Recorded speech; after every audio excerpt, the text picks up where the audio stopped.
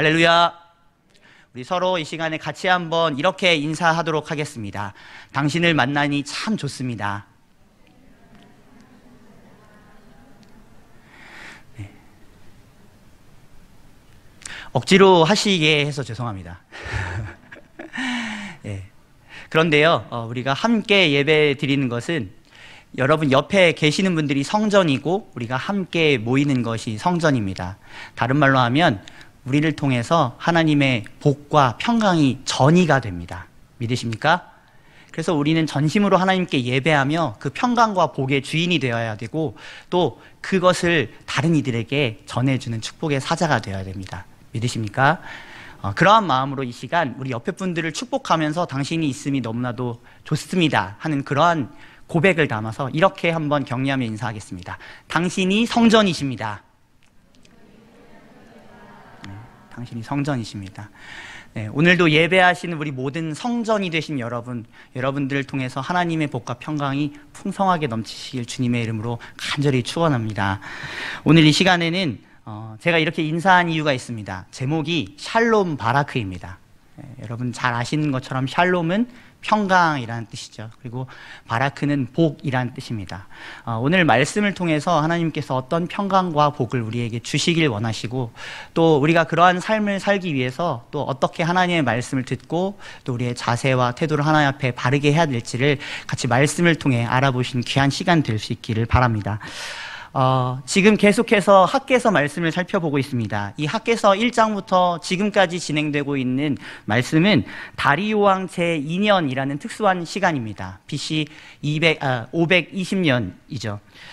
먼저는 학개서 1장 1절부터 이렇게 흐름이 시작되고 있는데 여섯째 달 초하루에 이 축제의 절기, 이 초하루 절기를 보내고자 하는 이스라엘 백성들의 상태는 초라했습니다. 이들은 축제로 절기를 즐겨야 함에도 그들의 모습이 비참했습니다. 경제적으로 어려움, 또 여전히 정치적, 군사적으로 불안한 환경 가운데 있었습니다.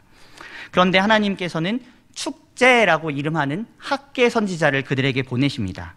그러면서 왜 그들이 현재 이런 처지에 있는가를 설명하시면서 다음과 같이 말씀하십니다. 너희들이 지금 나의 성전에 대해서는 아무 관심을 가지지 않는다. 너희가 각자의 삶에만 집중하고 있기 때문에 지금 이 현실이 벌어진 것이다 라고 말씀하시죠. 다행히도 백성들은 학개 선지자를 통해서 말씀하시는 그 하나님의 음성에 순종합니다. 그래서 스스로를 돌아봅니다. 23일 뒤에 두 명의 지도자 스룹바벨과 여호수아와 함께 그들은 이제 성전 건축을 재개합니다. 그때 하나님께서는 그렇게 순종하는 그 백성들에 대해서 이제 1장 2절에서 말하듯이 이 백성, 거리를 두시는 것이 아니라 이제는 자기 백성으로 여기시면서 내가 너희와 함께 할 것이다 라고 그렇게 복된 약속을 하시고 격려하시죠. 이로부터 한 달 정도가 더 지납니다. 2장에 보시면 이제 7째 달 21일이 되었다고 그렇게 시간을 이야기해주고 있습니다. 그런데 그때 그들이 맞이한 것은 무엇이었냐면 그들에게 찾아온 어려움들이었습니다. 내부적으로는 자주 섞인 불만들이 있었습니다. 예전 성전보다 지금 짓는 성전이 더 좋지는 않을 거야. 예전에도 우리는 실패한 적이 있었는데 또 이러다 실패할 거야 라는 그들 스스로의 목소리가 있었죠. 또 외부적으로는 바쁘고 어려운 상황이 있었습니다. 계속해서 절기들이 진행되고 있었고 절기 때마다 백성들은 하나님 앞에 모일 수밖에 없었기 때문에 성전을 건축하고자 하는 그 일들이 쉽게 진척이 안 됐을 것입니다. 게다가 오랫동안 성전이 황폐화되어 있었기 때문에 그들은 그 잔재들도 치우고 정리하면서 건축을 위한 여러 가지 밑작업들을 해야 했죠. 그 시간들은 많이 걸렸을 것이고 그 작업들은 고되었을 것입니다. 그래서 아마 그들은 지쳐갔을 것입니다. 다시 하나님의 격려가 필요한 상황이었죠. 그때 하나님께서는 학개 선지자를 통해서 권면의 말씀을 하십니다. 그래서 지도자 각각에게 스룹바벨아 굳세게 할지어다, 여호수아야 굳세게 할지어다, 그리고 모든 백성들에게도 너희들아 굳세게 할지어다 라고 주문하시죠. 그러면서 함께하고 있는 나를 의지해라, 믿어라, 계속 붙잡아라 이렇게 말씀하시죠. 자, 이제 연이어서 오늘 본문 6절부터 9절이 등장합니다. 그리고 오늘 본문은 특이하게 이 짧은 9절 안에 5번이나 반복되는 말이 있습니다. 무엇일까요?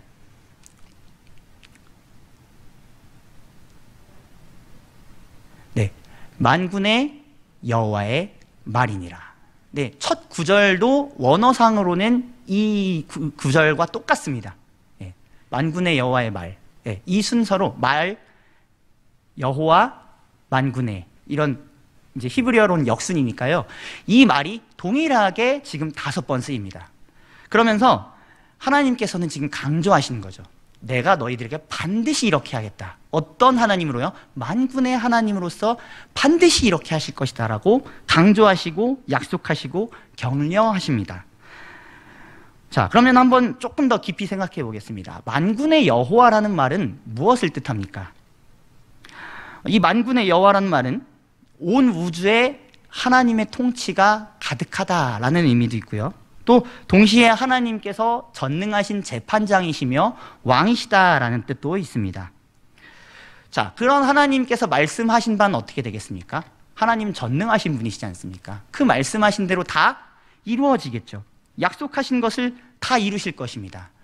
누군가 강한 자들이 그 하나님을 대적할지라도 하나님은 그들을 꺾으시고 오히려 심판하시면서 자신의 뜻을 이루어 나가시겠죠. 하나님은 강력한 전사로서 대적자들을 심판하고 멸망시키실 수 있는 하나님이다. 우리는 만군의 여호와라는 이 하나님의 이름을 통해서 그러한 내용들을 생각할 수가 있습니다. 그러한 위대하고 강하신 하나님께서 여호와로서 백성을 대하십니다. 여호와, 그것은 하나님께서 이스라엘에게 특별히 주신 자신의 이름이었습니다. 스스로 계신 하나님이기도 하고 동시에 나는 너의 하나님이다. 너희는 내 백성이다. 관계적인 이름이었죠. 이스라엘에게 찾아오시고 선하게 약속하신 하나님의 이름, 그것이 바로 여호와입니다. 그분은 영원전부터 존재하셨고 영원히 존재하실 것입니다. 그러면서 영원토록 자신의 뜻을 행하시겠죠. 그 하나님이 바로 여호와 하나님입니다. 그런 만군의 여호와 하나님께서 말씀하십니다. 그리고 그 말씀을 통해서 자신을 나타내시고 자신의 뜻과 계획에 대해서 알려주십니다. 얼마나 든든합니까? 그렇죠? 그것을 5번이나 강조하시면서 이 백성들을 세워나가십니다. 자, 그러면 이 내용을 조금 더 깊이 알아보겠습니다. 먼저 6절에서 7절 말씀 우리 다시 한번 같이 읽어보겠습니다. 함께 읽겠습니다. 시작. 만군의 여호와가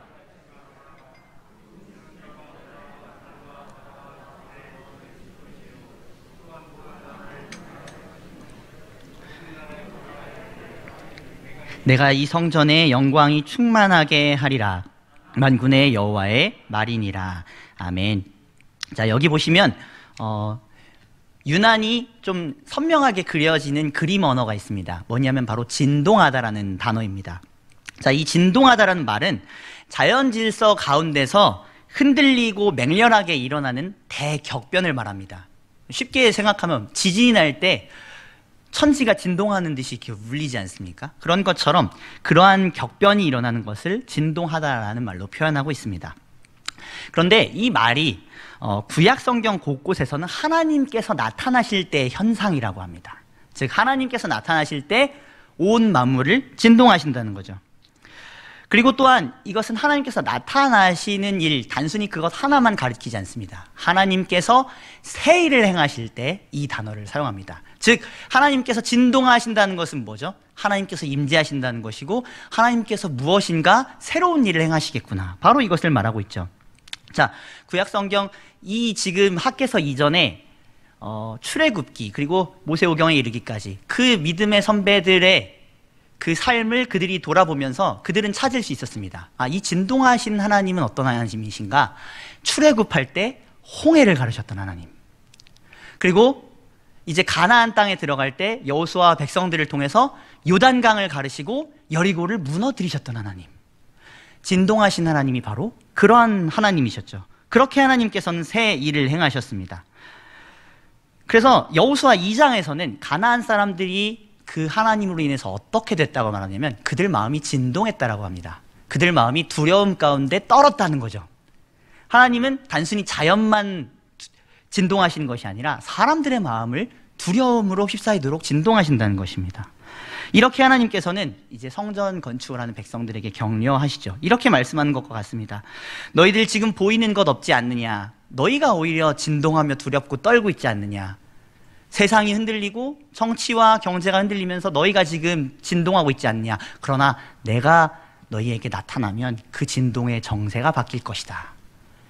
이제 너희를 흔들던 그 사람들이 일으킨 진동이 아니라 그들이 진동하게 될 것이다. 그들이 두려움으로 나에게서 그 나타난 영광에 떨게 될 것이고 두려움에 휩싸이게 될 것이다. 자, 그러니 내가 곧 이 일을 행할 것이니 너희는 계속해서 이 성전 건축, 내가 기뻐하는 이 일을 행해도 된다. 행해야 한다. 그러면 반드시 이 성전 건축 뒤에 내 영광이 나타날 것이고 열방이 진동하는 일이 일어날 것이다. 하나님께서 지금 이것을 가르쳐 주시는 거죠.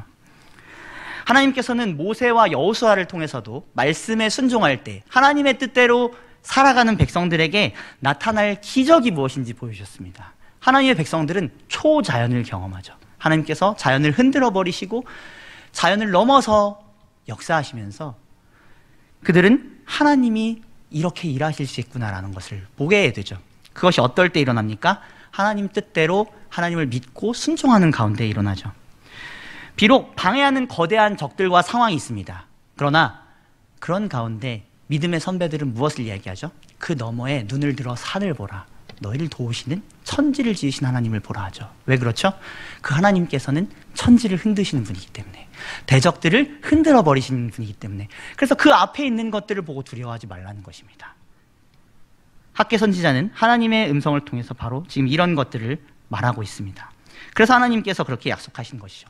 지금 이 6절, 7절의 말씀처럼 하늘과 땅, 바다와 육지가 진동할 것이고 또 모든 나라들이 진동할 것이다 라고 그렇게 약속하시죠. 자, 이제 우리 7절에서 9절 말씀도 같이 한번 읽어보도록 하겠습니다. 함께 읽겠습니다. 시작. 또한 모든 나라를 진동시킬 것이며 모든 나라의 보배가 이르리니 내가 이 성전의 영광이 충만하게 하리라. 만군의 여호와의 말이니라. 은도 내 것이요 금도 내 것이니라. 만군의 여호와의 말이니라. 이 성전의 나중 영광이 이전 영광보다 크리라. 만군의 여호와의 말이니라. 내가 이곳에 평강을 주리라. 만군의 여호와의 말이니라. 아멘. 자, 이렇게 모든 나라가 진동하게 되면 유다에게 일어나는 일은 무엇입니까? 대적들이 유다 백성들을 두려워하게 되겠죠. 그리고 그들에게 무엇을 가져다 준다고 지금 이 말씀에서 이야기하고 있습니까? 보배. 그런데 특별히 8절에서는 금과 은을 그들에게 가져다 준다고 하고 있습니다. 왜 자신의 재물을 굳이 유다에게 줍니까? 왜 약자인 유다에게 줘야 합니까? 그 유다 성전에 만군의 여호와께서 계실 것이기 때문입니다. 그들을 강하게 하시고 그 유다 백성들을 위대하게 만드신 하나님께서 유다 백성들이 세운 그 작은 성전에 계실 것이기 때문에, 그래서 대적들이 진동하며 그 보배, 그 은금을 가져올 것이라는 거죠. 바벨론이 성전을 파괴하고 유다 백성들이 포로로 잡혀간 뒤에 여호와의 성전의 금과 은 기물들은 다 열방들에게 뺏겼습니다. 그런데 그 열방의 부가 그 금은 기물과 함께 다 성전으로 흘러 들어올 것이라고 이 말씀이 약속하고 있습니다. 이 일이 반드시 생길 것이라고 하나님께서는 약속하고 계시죠. 그러기에 이 성전은 비록 보이기에는 솔로몬 성전보다 부족해 보이지만, 그러나 성전이 완공된 이후에 이 성전이 오히려 솔로몬 성전을 더 능가할 것이라고 학개 선지자가 예언하는 것입니다. 이것은 단순히 금, 은뿐만 아니라 하나님의 영광의 임재 차원에서도 그렇습니다. 솔로몬의 성전은 어떻습니까? 그들이 생각하기로 하나님의 영광이 떠나면서 성전도 파괴되고 금은 기물도 다 뺏겨버렸습니다. 그들은 비참한 과거를 보았죠. 그러나 그들은 앞으로 어떤 미래를 보게 될까요? 이전보다 더한 영광을 보게 되겠죠. 누구로 인해서? 하나님으로 인해서. 하나님께서 그 부족해 보이는 성전이지만 임재하시기에, 그곳 가운데서 영광을 나타내시기에 그들은 이 성전 공사를 반드시 해야 했다는 것입니다. 왜? 성전을 건축하는 일이 지금은 힘들어도 그것을 했을 때 반드시 그러한 영광을 하나님께서 나타내실 것이기 때문입니다. 오죽하면 이 한 구절 한 구절에 만군의 여호와의 말이니라, 만군의 여호와의 말이니라 이렇게 말씀하셨겠습니까? 그리고 하나님께서는 또 한 가지 중요한 것을 약속하십니다. 포로에서 돌아온 백성들은 전쟁 소식을 매일같이 듣고 있었습니다. 주변에 다른 나라들은 전쟁과 정복 또 권력이 흔들리며 진동하는 일이 있었습니다. 다리우 왕 제2년 계속해서 정세는 충돌하고 있었습니다. 신흥 제국과 또 기존의 제국들이 충돌하면서 어떤 제국을 따라야 될지 많이 고민되는 약자의 입장도 있었겠죠. 게다가 그들이 포로에서 돌아오고 나서 가나안 땅은 어땠습니까? 그 당시 가뭄과 기근과 위협이 가득했습니다. 이러한 가운데 하나님께서 지금 오늘 본문에서 약속하신 것 중에 정말 그들에게 위로가 되는 말씀이 있었습니다. 바로 무엇이냐면 9절에서 보시면 평강을 약속하십니다. 뭘 약속하신다고요? 평강을 약속하십니다. 원어로 보면 샬롬입니다. 하나님께서는 그 불안한 정세 가운데 있는 이 이스라엘에게 샬롬을 약속하십니다. 이 샬롬이 구체적으로 어떤 뜻이 있습니까? 평강이라고 딱 번역해도 물론 많은 뜻을 담고 있지만 더 풍성한 뜻이 있습니다. 완전한 평화, 완전한 행복, 건강, 안전, 번영, 바로 이런 것들을 다 합치고도 남는 말이 샬롬이죠. 하나님께서 이스라엘 백성들에게, 그리고 오늘 예배하는 저와 여러분들에게 주시고자 하는 것이 바로 이것입니다. 자, 이 말씀에 비추어서 우리 삶을 잠깐 한번 돌아보았으면 좋겠습니다. 우리에게 지금 평강이 어디 있습니까? 코로나로 어려운 불안한 이 불완전한 이 땅, 극심한 자연재해로 인해서 곳곳에 산불이 나고 가뭄이 들고 흉작이 나며 또 불경기와 정치적 혼란, 우리가 지금 어느 곳을 보면서 소망을 얻을 수 있겠습니까? 최근에 그 넷플릭스라고, 어른들은 잘 모르시겠지만 우리 젊은 이들이 이제 매체를 통해서 보는 인터넷 그 사이트가 있습니다. 네, 좀 쉽게 말해서 사이트라고 말씀드렸는데, 자, 거기서는 이제 곳곳 많은 영화들을 이렇게 상영을 하는데, 특별히 지금 전 세계적으로 히트를 치고 있는 오징어 게임이라는 드라마가 있습니다. 9부작인데, 이 게임이, 이 드라마가 히트를 치는 원인이 있겠죠. 그런데 여러 가지 원인이 있겠지만 거기서 보여주는 것 중에 하나가 뭐냐면 이 불안한 현실을 축소판으로 그대로 담아뒀다는 것입니다. 거기서는 서로가 살아남기 위해서, 더 많은 수익을 얻고 안정되기 위해서 서로를 짓밟고 소외시키고 죽이기까지 합니다. 생존을 위해서 게임을 하죠. 이 작품이 전 세계적으로 공감대를 일으키는 것도 이 코로나 상황 가운데서 그러한 현실을 마주치고 있는, 피부로 와닿는 사람들이 그것에 공감하고 있기 때문이 아닌가 싶습니다. 지금도 그렇다는 거죠. 학계 시대 때도 그랬고 지금도 우리는 불안함에 살아갑니다. 평강이 어디 있습니까? 오히려 하늘이 흔들리는 것 같고 땅이 흔들리는 것 같고 나의 가정 경제가 흔들리는 것이 바다와 육지가 흔들리는 듯이 흔들리는 것 같습니다. 또 모든 나라들을 보아도 우리나라뿐만 아니라 다른 나라들도 불안하기 짝이 없습니다. 어지러움과 진동이 있을 뿐이죠. 그런 가운데 우리의 마음까지도 불안으로 진동합니다. 그런 우리에게 하나님께서 오늘 약속하신 이 말씀을 통해서 주시고자 하는 것이 뭐라고 하고 있죠? 평강입니다. 샬롬, 완전하신 하나님 안에서 누리는 완전한 평강, 그 무엇도 불안하게 할 수 없는 그 평강, 빼앗지 못하는 그 평강, 오늘 우리가 말씀을 통해 가져야 할 참된 가치입니다. 하나님께서는 진동하는 세상에 오히려 그들을 진동하시고 세상을 흔드시고 임재하십니다. 그리고 흔들리지 않는 반석 가운데 성도들을 세우십니다. 그 반석이 바로 무엇입니까? 하나님의 영원한 왕되심, 하나님의 다스리심, 그 안에 우리를 세우기 원하십니다. 그러면 그것이 우리 삶 가운데, 인생 가운데, 가정 가운데, 우리 교회 가운데 굳건하게 선다면 세상의 대적들은 우리를 흔들지 못할 것입니다. 왜요? 오히려 그들이 흔들리기 때문이죠. 그들의 왕권을 오히려 하나님께 바치기 때문에 그러한 평강이 일어난다는 것입니다. 자연도 그렇게 될 것이고요. 하나님의 뜻에 세상이 순복하면 모든 만물 가운데 참된 평화와 안정이 찾아옵니다. 물론 우리는 그것을 나중에야 보게 될 것입니다. 여전히 세상은 대적과 사탄이 울부짖고 있습니다. 오히려 우리를 불안하게 하죠. 그러나 하나님께서는 반드시 그 평강을 주실 것이고 이미 그것을 위해서 승리하셨고 승리를 이미 우리에게 주셨습니다. 그리고 우리는 부분적이지만 이 땅에서 하나님과 함께하기에 불안한 상황 가운데서도 샬롬을 누릴 수 있습니다. 믿으십니까? 오늘 우리가 붙잡아야 될 말씀 바로 이것입니다. 하나님의 샬롬, 그것을 우리에게 말씀을 통해 주셨다. 이것을 분명히 기억하신 저와 여러분들 될 수 있기를 바랍니다. 여기서 딱 끝내면 좋겠지만 죄송합니다. 네. 오늘 사실 말씀을 6절부터 19절까지 제가 준비를 했는데 다 읽으면 너무 길까 봐 일단 읽는 거는 6절에서 9절까지 했습니다. 조금 더 나아가 보겠습니다. 제가 한 가지 주제를 지금 말씀을 안 드렸거든요. 샬롬은 말씀드렸죠. 뒤에 한 가지 주제로 뭐가 있었죠?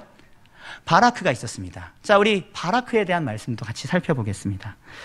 그러기 위해서 우리가 먼저 한 가지 기억할 것이 있는데, 우리가 이 평강한 삶을 계속해서 하나님 안에서 살아가기 위해서 우리에게 필요한 것이 있습니다. 바로 그것은 순종하는 것입니다. 뭐라고요? 순종하는 것. 하나님의 말씀을 의지할 뿐만 아니라, 붙잡을 뿐만 아니라 순종하는 것이 필요합니다. 다른 말로는 이 학계 선지자가 말씀을 전했던 그 유다 백성들에게는 뭐였냐면 성전 건축을 완공하는 것이었습니다. 끝까지 해내는 것이었습니다. 힘써 지어야 한다는 것이었죠. 하나님께서는 만군의 여호와로 그 하나님을 믿고 그 말씀을 신뢰하는 백성들을 이끄셔서 평강을 누리게 하시죠. 그러나 우리에게 주어진 환경은 우리가 죽음에 이르러 하나님 앞에 온전히 천국을 누리기 전까지 계속해서 우리 가운데 변화와 변동과 진동과 고난과 낙심을 안겨다 줍니다. 평강하지 못하게 만들죠. 그렇기 때문에 우리는 하나님의 격려를 받아도 금세 좌절하고 낭망하기도 합니다. 여러분, 청년 시절 때 아마 여기 계신 분들은 다 경험하셨을 거라 생각하는데, 수련회 하고 나면 얼마나 마음이 평강하십니까? 모든 평강이 나에게 다 있죠. 그리고 이제 내가 하나님의 말씀대로 이제는 우상향으로 주식이 올라가듯이 그렇게 승승장구하면서 신앙을 살아가야지 하고 하는데 얼마나 가십니까? 그쵸? 금방 낙심하시지 않았습니까? 저도 그랬던 것 같습니다. 수련회 때 작정하고 이 평화를 계속 유지해야지 하고 살아가던 그 삶이 작심삼일로 끝날 때가 얼마나 많았는지 모릅니다. 우리가 살아가는 이 땅이 우리를 그렇게 옥죄고 있고, 우리는 그러기에 하나님을 더 강력하게 붙잡아야겠죠. 그 방법 중에 하나가 순종일 것입니다. 그런데 오늘 말씀을 통해서 우리가 한 가지 생각해 볼 수 있는 것은 무엇이냐면, 예전보다 더 악화되지 않기 위해서 우리가 반드시 신경 써야 되는 한 가지가 있다는 것입니다. 그것이 무엇이냐면 성전을 그대로 방치하지 않는 것입니다. 다시 한번 말씀드리겠습니다. 성전을 그대로 방치하지 않는 것입니다. 우리에게 적용하면 우리의 예배 생활이 될 수도 있고요, 우리의 예배의 습관이 될 수도 있고, 또 우리의 교회의 모든 예배와 우리의 모든 하나님을 향한 모든 노력이 될 수도 있겠습니다. 중요한 것은 그 성전을 방치하면 안 된다는 것입니다. 오히려 거꾸로 그 성전을 지어가야 한다는 것이죠. 다른 말로 하면 불순종으로 향하지 않고 계속해서 순종의 발걸음으로 갈 수 있도록 우리 삶을 그 방향으로 맞추고 나아가야 된다는 것입니다. 그럴 때 우린 지속적인 평강을 누릴 수 있다는 거죠. 반대로 얘기하면 죄는 그대로 뒀을 때 정말 무시무시한 결과를 낳는다는 것입니다. 하나님께서는 죄의 무서움을 유다 백성들에게 가르쳐 주기를 원하셨던 것 같습니다. 자, 그러기에 본문 11절에서 14절에 보시면 하나님께서 질문 형식으로 우리 유다 백성들이 이 하나님의 그 말씀하고자 하시는 바에 접근하도록 만드십니다. 자, 하나님께서 학계 선지자를 통해서 제사장들에게 율법을 묻도록 하십니다. 그 내용이 다음과 같습니다. 12절에서 13절 말씀인데 제가 읽어드리겠습니다. 이런 내용입니다. 사람이 옷자락에 거룩한 고기를 쌌는데 그 옷자락이 만일 떡에나 국에나 포도주에나 기름에나 다른 음식물에 닿으면 그것이 성물이 되겠느냐 하라. 학계가 물음에 제사장들이 대답하여 이르되 아니니라 하는지라. 학계가 이르되 시체를 만져서 부정하여진 자가 만일 그것들 가운데 하나를 만지면 그것이 부정하겠느냐 하니 제사장들이 대답하여 이르되 부정하리라 하더라. 자, 이것이 무엇을 말하는 거냐면 거룩과 부정이 어떤 차이가 있느냐, 어떤 효과를 나타내느냐 하는 것에 대한 하나님의 질문과 백성들의 대답입니다. 이 질문과 대답 과정을 통해서 이스라엘 백성들은 깨닫게 되는 거죠. 이 유다 백성들이 깨닫게 되는 겁니다. 제사장과 백성들이 알게 된 것, 그것이 무엇이냐면 12절을 통해서 알 수 있는 것은 거룩은 전염이 되지 않는다는 것입니다. 다시 말씀드리겠습니다. 12절의 내용은 뭐냐면 거룩함은 전이가 되는 게 아니라는 거예요. 그런데 반대로 13절은 부정에 대해서 얘기하고 있는데 이 부정은 전염됩니다. 부정은 쉽게 퍼져나갑니다. 부정한 시체를 만지고 다른 것을 만지면 어떻게 되냐라고 했을 때 제사장들이 말하죠. 부정해집니다. 부정이 옵는다는 거죠. 자, 이 말을 보면 부정의 전염성, 죄의 전염성이 얼마나 무서운지에 대해서 알 수 있습니다.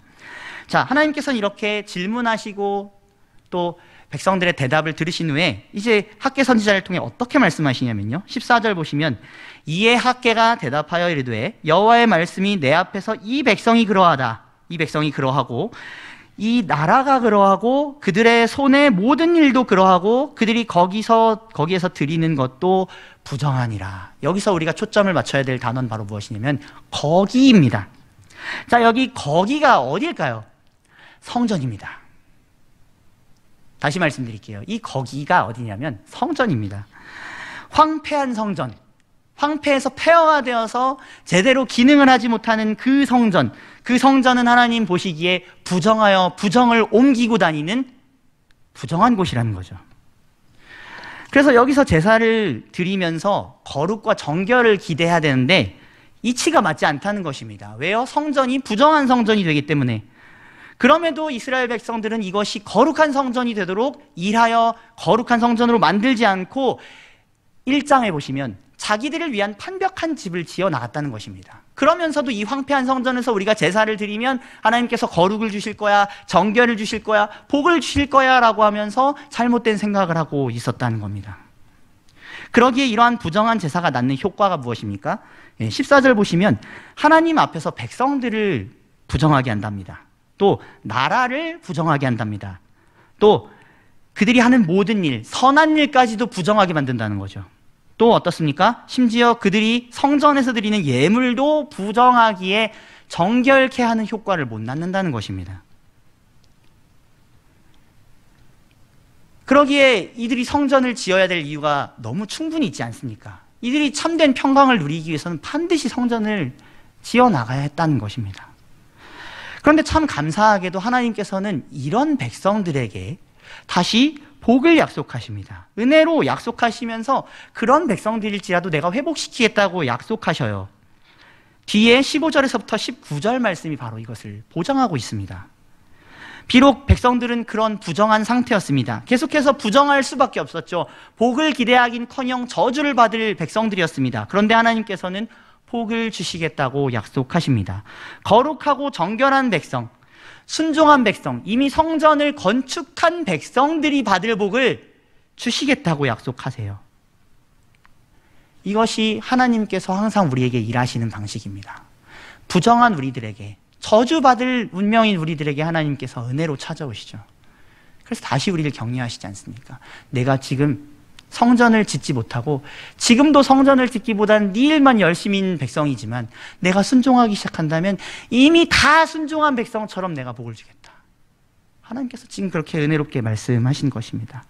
그리고 그 단서가 무엇이냐면 바로 성전 지대를 쌓는 날이라는 표현입니다. 성전 건축을 계속하면서 끝까지 이뤄나가는 그것을 상징하고 있죠. 10절에서 보시면 이때가 언제냐면 아홉째 달 24일입니다.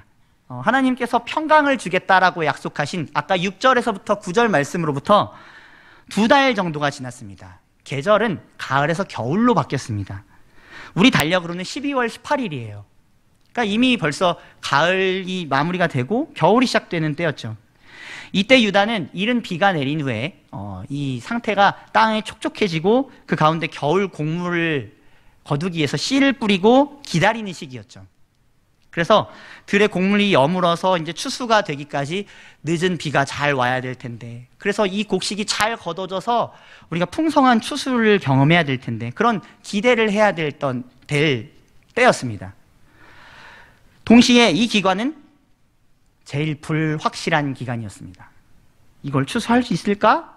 라고 하는 기간이었다고 합니다. 이것은 마치 성전을 건축하는 유다 백성들과도 같았죠. 그들은 불안한 걸음을 걷고 있었습니다. 하나님의 말씀을 순종해서 학개 선지자를 통해 격려받은 대로 성전을 벌써 3달 넘게 건축하고 있었습니다. 그런데 이 씨를 뿌리고 나서 나지 아니할까? 추수가 잘 되지 않으면 어떡하지? 하고 걱정하던 심리가 이 성전을 건축하던 이 백성들의 심리와 같았다는 것입니다. 그들은 불투명한 이 미래와 싸우고 있었습니다. 왜냐하면 과거에 그들은 성전 건축을 한번 실패했고요. 지금의 정치 상황도 경제 상황도 불안했고 또 이 씨가 잘못되면 어떡하지라고 하는 그런 많은 불안한 요소들이 산재에 있었죠. 그럼에도 하나님께서는 무엇을 약속하시나요? 너희가 성전을 건축하는 이 발걸음 가운데 내가 너희에게 복을 줄 것이다 라고 19절에 약속하십니다. 이것은 마치 겨울 추수가 풍작이 될 것과 같다라고 비유하신 것과 같이, 그렇게 언약대로 너희가 성전을 건축하면 겨울 추수가 풍작이 되는 것처럼 그 성전 건축도 풍작처럼 될 테니까 지금 계속 해나가라. 하나님께서 지금 이렇게 말씀하시는 것과 다름이 없습니다. 우리 18절 19절 말씀 같이 읽어보겠습니다. 시작. 너희는 오늘 이전을 기억하라. 아홉째 달 24일 곧 여호와의 성전지대를 쌓던 날부터 기억하여 보라. 곡식 종자가 아직도 창고에 있느냐? 포도나무, 무화과나무, 석류나무, 감람나무에 열매가 맺지 못하였느니라. 그러나 오늘부터는 내가 너희에게 복을 주리라. 아멘. 자, 이 말씀을 제가 여기 읽진 않았지만 15절, 17절 말씀과 나중에 비교해 보시면 좋겠습니다. 거기서는 뭐라고 말하고 있냐면, 너희가 이렇게 성전 건축을 해나가기 전에는 수입이 반타작이었다. 지금 우리 코로나 경제 상황에서 우리 상황과도 비슷하지 않습니까?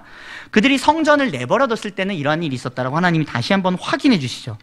환경도 그랬습니다. 17절에 보시면 동풍이 불어서 곡식이 마르고 이삭이 썩고 병들며, 이게 깐부기가 친다는 거죠. 우방으로 인해 작물이 시들었습니다. 그런 불황의 상황이었죠. 풍성한 수확을 기대할 수가 없는 상황이었습니다. 이것은 신명기 말씀에서 백성들이 언약대로 살지 않을 때의 저주의 모습이었습니다. 그렇기 때문에 하나님께서는 약속대로 그렇게 하신 것이죠. 그럼에도 불구하고 유다 백성들이 전심으로 돌이키진 않은 것 같습니다. 성전 건축을 리더들과 함께 다 같이 으쌰으쌰 하긴 시작했지만 아직도 많은 사람들이 여전히 그 일에 관심이 없었던 것 같습니다. 그러니까 하나님께서는 너희가 아직도 불황인 이유, 너희가 아직도 저주를 받고 있는 이유는 아직도 너희가 돌이키지 못했기 때문이다. 그러니 다시 돌이켜라 라고 말씀하시는 것과 같습니다. 하나님은 돌이켜서 복을 약속하시면서 이게 복이 있으니까 너희가 이쪽으로 와라라고 지금 말씀하고 계십니다. 그렇기 때문에 하나님께서는 비교도 해보라는 것입니다. 너희가 전에는 그랬지, 내 언약대로 지금 이렇게 하기 시작할 때 너희의 미래는 밝을 거야. 그것을 보면서도 내가 이것을 반드시 복을 줄 거니까 너희는 이 삶에서 돌이켜야 해. 지금 하나님께서는 이렇게 약속하고 계십니다. 다른 말로 하면 성전을 계속 건축하면 너희는 어떤 것을 받게 되느냐? 샬롬을 받게 된다. 바라크를 받게 된다. 즉 평강과 복을 받게 된다라는 것입니다. 19절에서 곡식 종자가 아직도 창고에 있느냐라는 질문은 뭐냐면요, 여기에 대답은 이미 아니옵니다. 그러니까 하나님께서 수사적인 질문을 하시는 겁니다. 곡식 창고에 종자 다 너희 씨 뿌렸다. 너희 씨 이미 남은 것 없이 다 뿌렸다. 그러니까 너희는 지금 상황에서 추수를 기다려야 되지 않느냐, 내 복을 기다려야 되지 않느냐, 그 뜻입니다. 그런데 그 씨가 뿌려졌지만 아직까지 열매는 거두지 못했죠. 그래서 아직까지 그들의 생필품인 19절에 보시면 포도나무, 무화과나무, 석류나무, 감람나무 이런 열매들이 아직 풍성한 수확이 없었습니다. 그런데 하나님께서 지금 여기에 대해서 뭐라고 말씀하시죠? 이제부터는, 오늘부터는 복을 주리라. 왜요? 회개하라는 하나님의 명령에 순종했고 성전 건축의 순종을 통해 우리가 하나님께 돌아섰습니다라는 것을 나타내고 있기 때문입니다. 오늘 저와 여러분들에게 요구하신 하나님의 음성이 바로 이것입니다. 하나님을 믿고 의지하는 자들에게 평강을 주십니다. 또한 회개하고 거룩하도록 내 자신을 쳐서 하나님께 순종의 삶을 살아가고자 하는 자에게 복을 주십니다. 다시 한번 말씀드릴게요. 하나님을 믿고 의지하는 자에게 평강을 주시고요, 하나님께 회개하고 순종하는 자에게 복을 주십니다. 두 가지는 합쳐지기도 합니다. 죄인이었을지라도, 하나님의 저주를 받고 있었던 자들일지라도, 앞으로의 생존을 보장할 수 없어도 하나님은 그런 이들에 대해서도 자연 만물을 다 흔들어버리고 그 나라들을 흔들어서라도 자기 백성들에게는 샬롬과 바라크를 주시겠다는 겁니다. 이 하나님이 바로 저와 여러분들이 믿고 섬기는 하나님이십니다. 여러분, 이 하나님에 대해서 지금 여러분들은 관심을 어떻게 향하고 계십니까? 하나님은 분명히 평강과 복을 약속하시고요, 말씀을 통해서 샬롬과 바라크를 주시기 원하신다고 분명히 약속하십니다. 그런데도요, 우리는 우리의 죄인된 본성을 가지고 하나님을 사랑하기보다 우상을 더 사랑합니다. 목사님, 저는 분명히 하나님 대신에 다른 신을 섬기지 않아요. 그렇게 말씀하실 수 있겠죠. 그런데요, 하나님보다 우리가 더 사랑하는 것이 우리의 우상입니다. 무엇이 있을까요? 하나님보다 내가 더 의지하는 재산, 소유, 명예와 평판, 좋은 인간관계, 연줄과 백, 재능, 건강, 사치와 쾌락, 어느 것이든 상관없습니다. 내가 그것을 하나님보다 더 사랑하고 좋아하고 있다면 그것은 우상입니다. 우리는 사실 가깝게 그것들을 통해서 너무 많이 이로움을 경험하고 이것이 좋은 것으로 여기시죠. 그러니까 이것을 추구하면서 중독에 걸리지도 않습니까? 그런데 그런 우리에게 한 차원 더 높은 평강, 한 차원 더 높은 복, 즐거움과 쾌락과 모든 만족이 어디 있다고 하나님은 분명히 말씀하시죠? 하나님께서는 하나님 자신에게 있다고 말씀하시죠. 그래서 이렇게 지금 강조하면서 말씀하시는 것입니다. 만군의 여호와가 이것을 약속한다. 내가 너에게 평강을 주리라. 복을 주리라. 자, 이 복을 유다 백성들에게 주시기 원하신 하나님은 저와 여러분들에 대해서 어떻게 행하실까요? 우리 갈라디아서 3장 9절 말씀 한번 같이 읽어보도록 하겠습니다. 시작. 그러므로 믿음으로 말미암은 자는 믿음이 있는 아브라함과 함께 복을 받느니라. 아멘. 아브라함은 하나님의 약속을 믿음으로 복을 받았습니다. 하나님과 평화로운 관계를 누리고 평강을 누렸습니다. 비록 고난과 역경이 있는 삶을 살았죠. 그러나 하나님께서 그의 삶을 선하게 인도하셨고 그 선한 계획을 완벽하게 이루셔서 그가 샬롬으로 행하도록 하셨습니다. 또 그 믿음의 발자취를 따르는 모든 믿음의 선배들이 그랬고 다윗도 그랬습니다. 그리고 마침내 아브라함과 다윗의 자손으로 오신 예수님께서 완전한 평강과 복을 우리에게 매일 주시기 위해서 이 땅에 오셨습니다.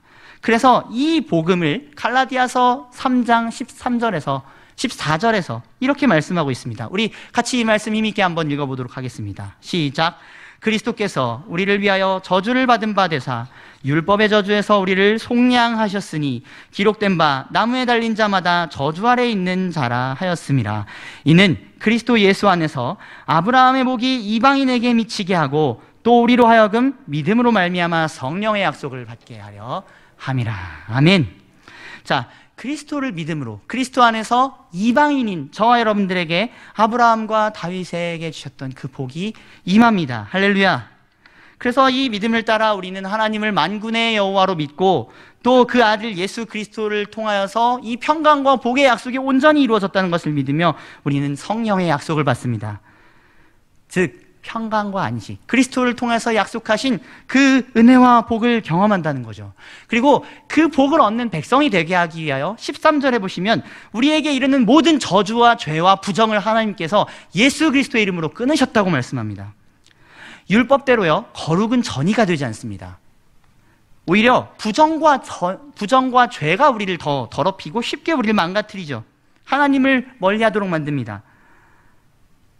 온전히 하나님께 살아가지 못하고 온전히 하나님에 대해서 거룩한 순종과 예배를 드리지 못하는 우리는 사실 주님 앞에서 매일매일 죄인과 부정한 자일 수밖에 없습니다. 그런데 그 고리를 누가 끊으셨죠?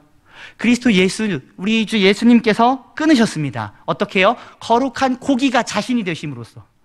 거룩한 고기는 그 옷이 닿을 때 그 옷을 거룩하게 만들거든요. 마찬가지로 예수님께서는 우리를 거룩하게 하십니다. 의롭게 하십니다. 우리에게 생명과 의가 넘치게 하십니다. 그럼으로써 우리를 평강과 복을 누릴 수 있는 존재로 만드신다는 거죠. 그래서 율법을 통해서 거룩이 전이 되지 않지만 예수님을 통해서는 거룩이 전이 됩니다. 아멘. 오늘도 그 예수님이 우리의 소망입니다. 그래서 우리는 이미 그리스도의 이 복음을 통해서 평강과 복을 다 받으신 분이라 여러분은 오늘 다시 그것을 확인하셔야 합니다. 그리고 우리에게 정죄함이 없습니다. 누구도 이 복된 복음으로부터 우리를 끊을 자가 없습니다. 우리는 이것을 그리스도의 이름 안에서 늘 날마다 누리기만 하면 됩니다. 그러므로 우상을 떠나서 하나님을 사랑하는 것이 어려우십니까? 그리스도를 사랑하시기 바랍니다. 그러면 그리스도 안에서 베푸신 하나님의 한량없는 사랑이 우리로 하여금 하나님을 사랑하고 그분을 기뻐하도록 만들 것입니다. 그리스도께 나아가시는 저와 여러분들 됩시다. 오늘도 이 말씀을 통해서 그리스도를 나의 주로 붙잡는 저와 여러분들 될 수 있길 바랍니다. 그분은 그 자신에게 찾아온 부정한 여인을 부정에서 멀리게 되게끔 하시고 그에게도 거룩을 주셨습니다. 우리에게도 하실 수 있습니다. 죄와 저주의 영향력을 사라지게 하셨습니다. 그 여인뿐 아니라 복음서에 보면 예수님과 접촉한 모든 이들은 거룩과 의와 생명을 얻었습니다. 그러기에 지금도 우리를 괴롭히고 있는 불신, 불순종, 의심과 두려움, 상처와 고난과 고뇌와 자기연민, 자기사랑, 끊을 수 없는 중독과 근심과 염려, 이 모든 것일지라도 예수님 안에서는 끊어질 수 있는 줄로 믿습니다. 이 모든 것이 예수님 안에서 치유받을 수 있는 줄로 믿습니다. 복음서에는 이미 그러한 간증자들로 넘쳐납니다. 그 초청과 치유가 가득합니다. 그리고 지금도 오늘 이 말씀을 통해서, 그리고 전체 성경을 통해서 예수님께서는 저와 여러분들을 그 자신에게로 초청하십니다. 오늘 학개서 본문을 넘어서 19절까지 이 하나님의 평강과 복이 약속되어 있는데 그것을 그리스도께서 우리를 위하여 성취하셨고 우리에게 주시기 원하십니다. 이 말씀이 저와 여러분들 향한 평생의 말씀이 될 수 있기를 간절히 소망합니다.